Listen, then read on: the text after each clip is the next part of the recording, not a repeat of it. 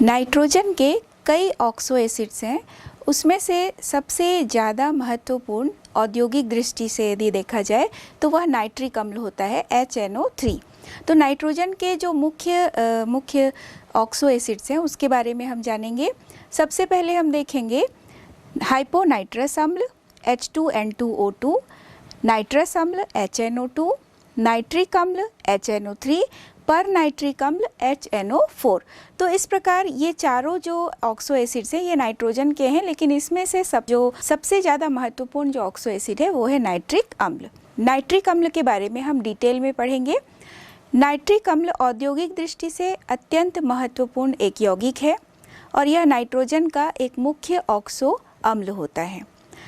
Nitric अम्ल बनाने के लिए जो क्षार धातुओं के नाइट्रेट होते हैं उसको सांद्र सल्फ्यूरिक अम्ल के साथ एक रिटार्ट में लेकर गर्म किया जाता है। जब गर्म करने पर नाइट्रिक अम्ल वाष्प के रूप में परिवर्तित होती है। इस वाष्प को एक ग्राही में एकत्र कर लिया जाता है और ग्राही को ठंडे जल द्वारा ठंडा कर दिया जाता है। तो इस प्रकार जो नाइट्रिक अम्ल का वाष्प है वह द्रव नाइट्रिक अम्ल में परिवर्तित हो जाता है। लेकिन यहाँ पर ये देखा गया है कि नाइट्रिक अम्ल जो प्राप्त होता है उसमें कई सारी अशुद्धियाँ होती है। नाइट्रोजन के जो ऑक्साइड्स हैं उसकी अशुद्धियाँ इसमें रहती हैं। इन अशुद्धियों को दूर करने के लिए पुनः जो नाइट्रिक अम्ल है उसका आसवन कर लिया जाता है और उसमें से फिर कार्बन डाइऑक्साइड प्रवाहित की जाती है। तो जब कार्बन डाइऑक्साइड प्रवाहित की जाती है तो इसमें जो प्राप्त अशुद्धियाँ हैं वो हट जाती हैं। नाइट्रिक अम्ल निर्माण की प्रयोगशाला विधि का जो समीकरण है वो है, जैसे पोटेशियम नाइट्रेट है KNO3 plus H2SO4 is equal to KHSO4 plus HNO3। KHSO4 यानी पोटेशियम बाई सल्फेट।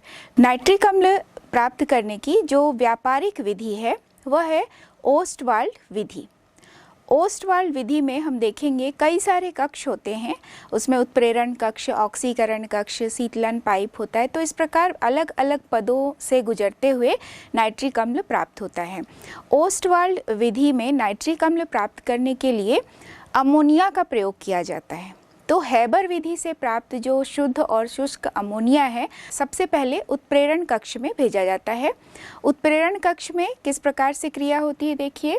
जो यहाँ उत्प्रेरण कक्ष होता है वह स्टील का बना होता है जिसमें प्लेटिनम की जाली होती है और हैबर विधि से प्राप्त अमोनिया एवं ऑक्सीजन के मिश्रण को उत्प्रेरक कक्ष में प्रवाहित किया जाता है और उत्प्रेरक कक्ष में जो उत्प्रेरक के रूप में लिया गया है प्लेटिनम या फिर रीनियम।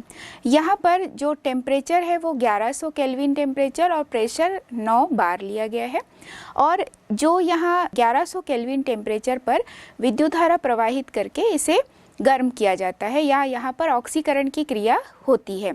तो ये अमोनिया ऑक्सीकृत होता है और नाइट्रिक ऑक्साइड में परिवर्तित होता है। तो यह उत्प्रेरण कक्ष में होने वाला जो रिएक्शन है वो इस प्रकार से होगा। 4NH3 प्लस 5O2, यहाँ यह उत्क्रमणीय अभिक्रिया को दर्शाता है। प्लेटिनम यहाँ उत्प्रेरक का कार्य करता है। 4NO प्लस 6H2O, यहाँ पर 1100 केल्विन पर विद्युतीय रूप से इसे गर्म किया जाता है।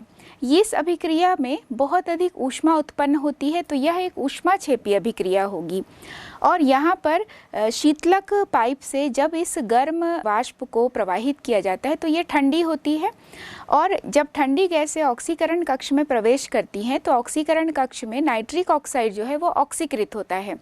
तो ऑक्सीकरण कक्ष में होने वाला रिएक्शन इस प्रकार होगा 2NO plus O2 is equal to 2NO2।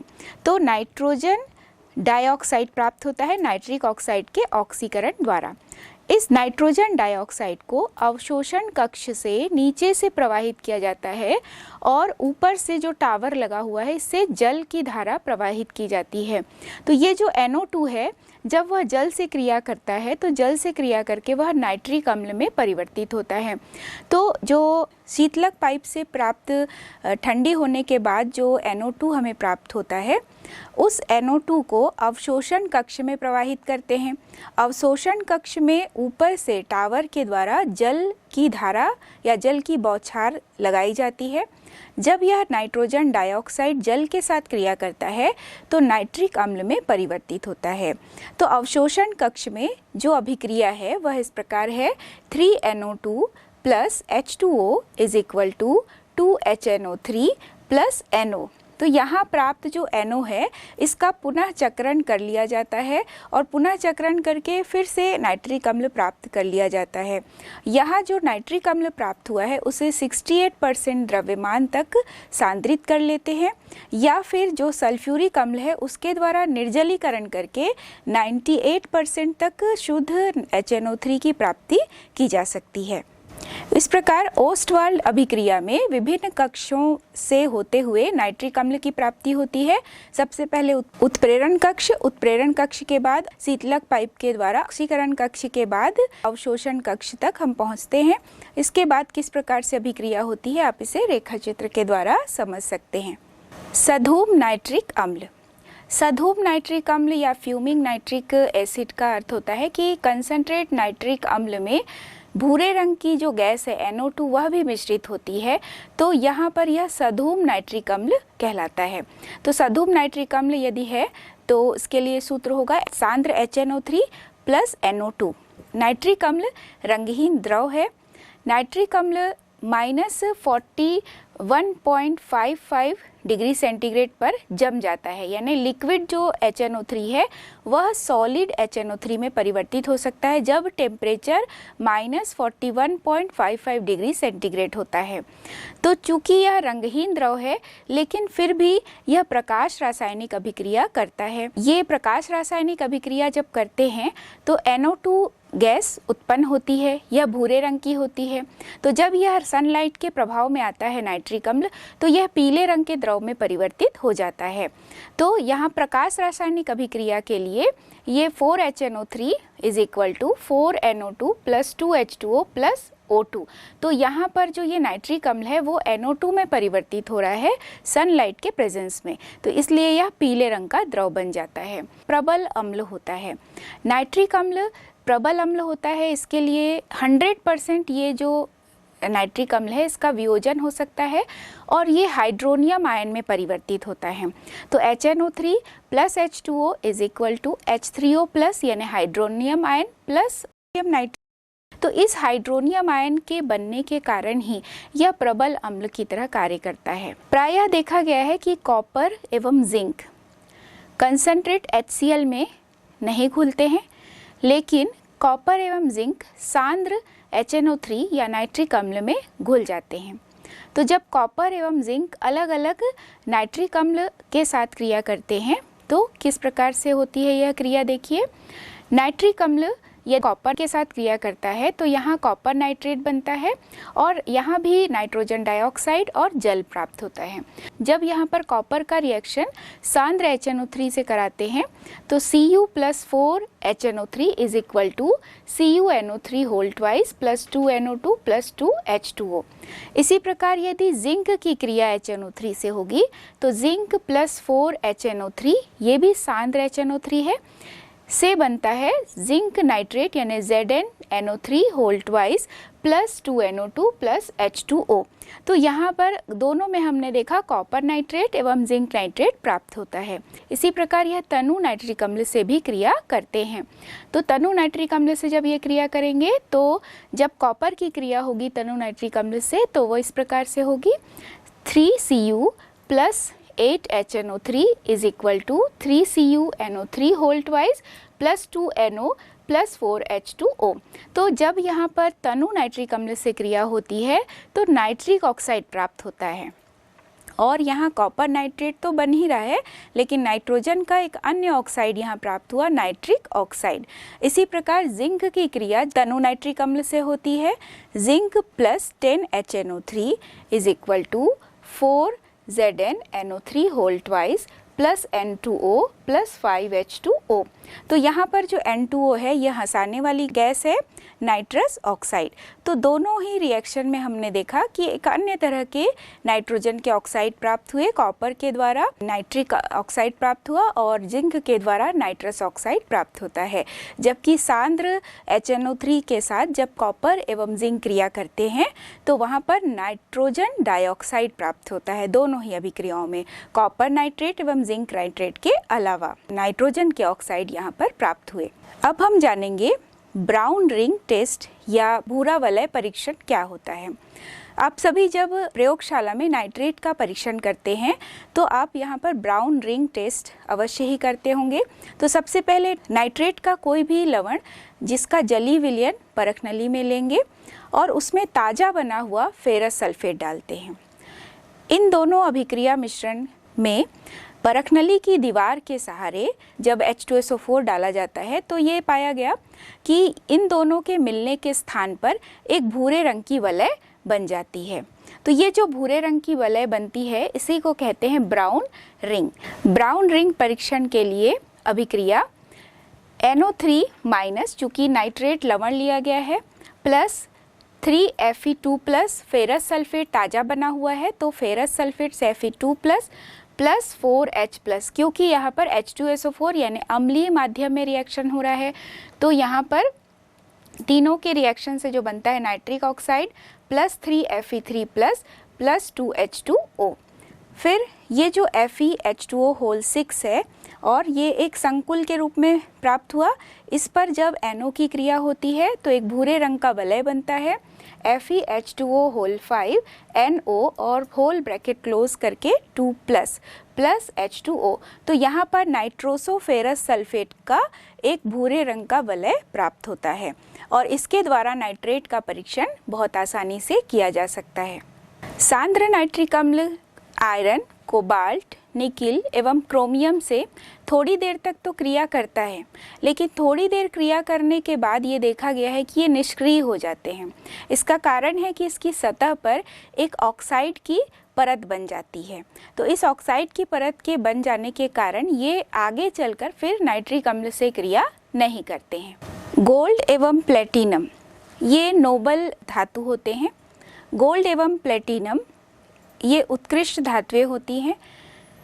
ये देखा गया है कि ये केवल HCl या केवल HNO3 में नहीं घुलती हैं।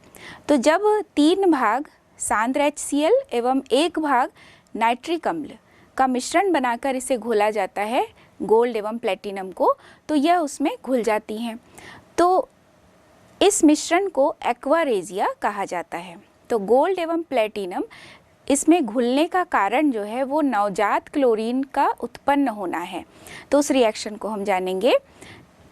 यहाँ पर 3HCl यानी एक्वारेजिया में 3 भाग सांद्र HCl का होता है और 1 भाग HNO3 का होता है। तो 3HCl प्लस 1 पार्ट इसमें HNO3, इससे बनता है nitrosyl chloride NOCl plus H2O और प्लस 2Cl। तो ये जो Cl बना है प्लस 2Cl, तो ये जो Cl बना है यह नवजात Cl होता है। गोल्ड के साथ जब एक्वारेजिया का रिएक्शन होता है तो 2Au gold plus 3HNO3 plus 11HCl is equal to 2HAuCl4 plus 3NOCl plus 6H2O।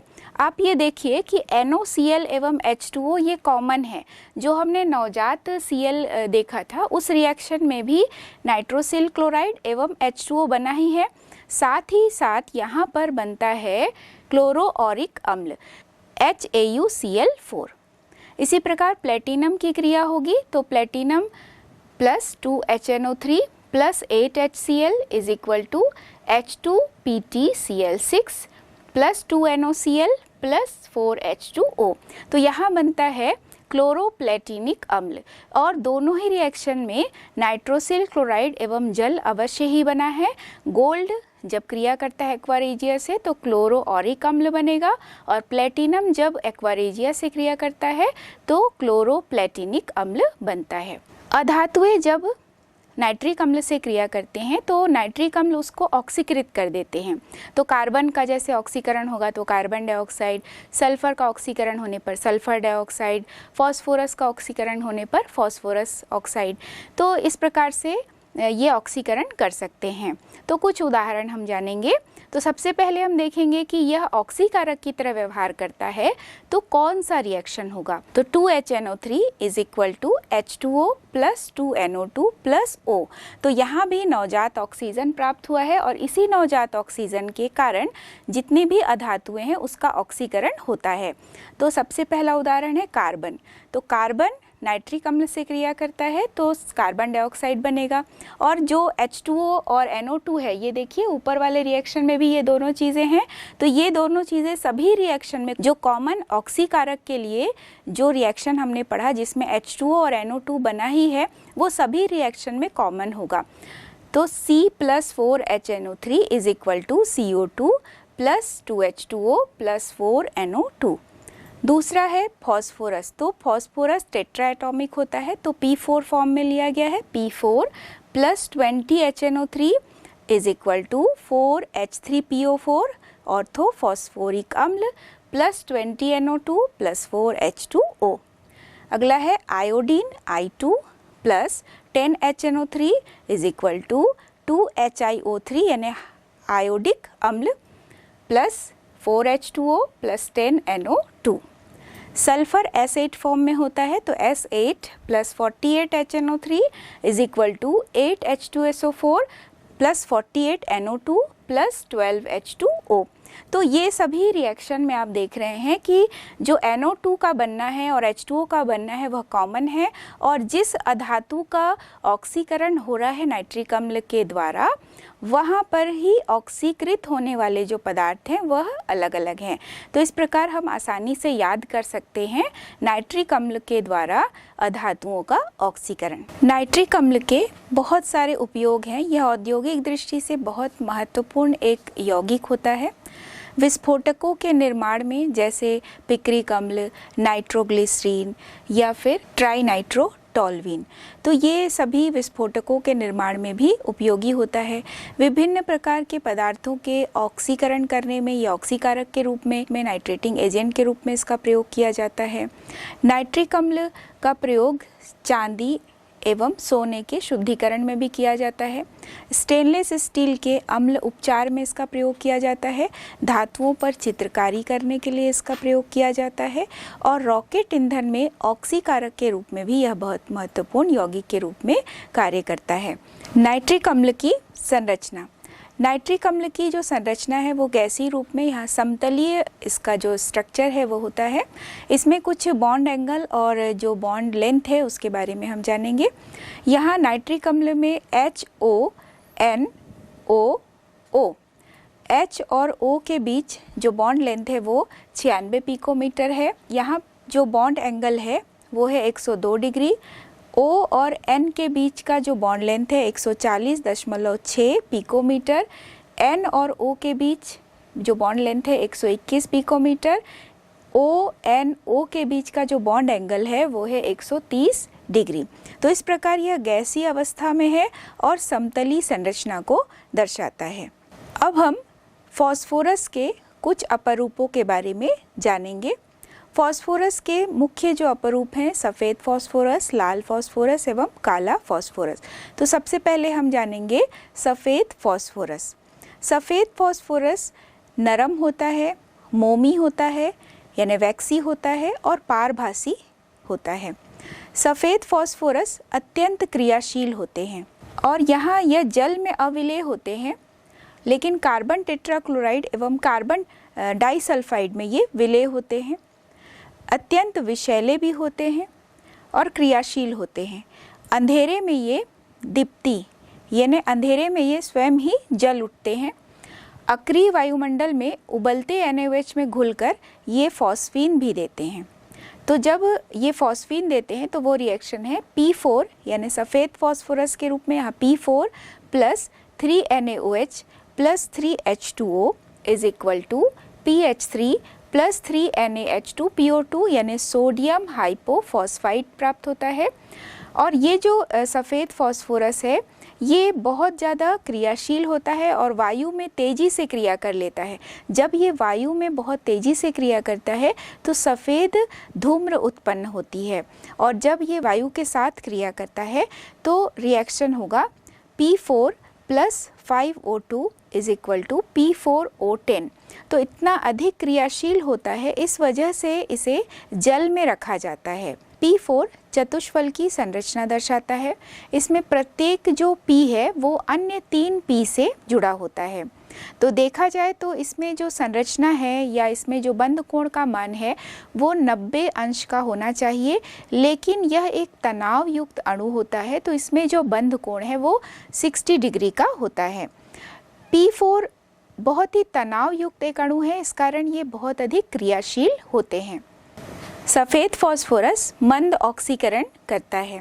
मंद ऑक्सीकरण करने के बाद इसमें स्फुरदीप्ति या केमिल्यूशंस डेवलप होता है।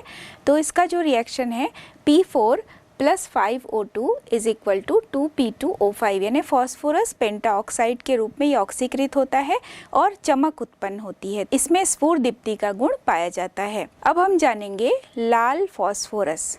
लाल फॉस्फोरस कम क्रियाशील होते हैं और कम विषैले होते हैं।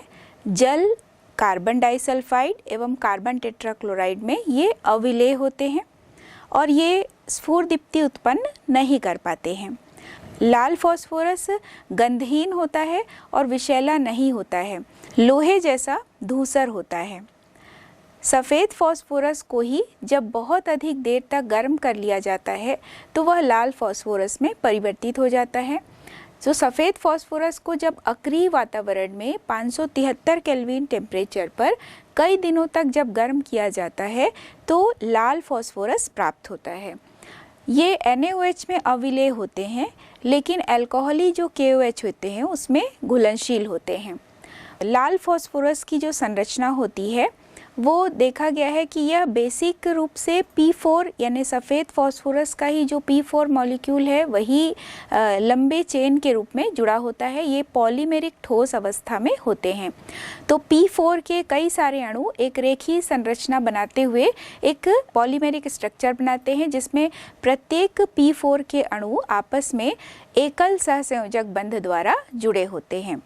तो ये कम क्रियाशील होते हैं, इसलिए इसे जल में रखना आवश्यक नहीं होता है। लाल फॉस्फोरस जब 400 डिग्री सेंटीग्रेड पर गर्म किया जाता है तो यह फॉस्फोरस पेंटाऑक्साइड में परिवर्तित होता है, लेकिन ये स्फुरदीप्ति उत्पन्न नहीं करता है और ये अज्वलनशील होते हैं और सामान्य अवस्था में ये स्थायी होते हैं। काला फॉस्फोरस भी 2 रूपों में पाया जाता है, एक अल्फा काला फॉस्फोरस और एक होता है बीटा काला फॉस्फोरस। तो दोनों को बनाने की विधि अलग होती है और दोनों के कुछ गुण भी अलग अलग होते हैं।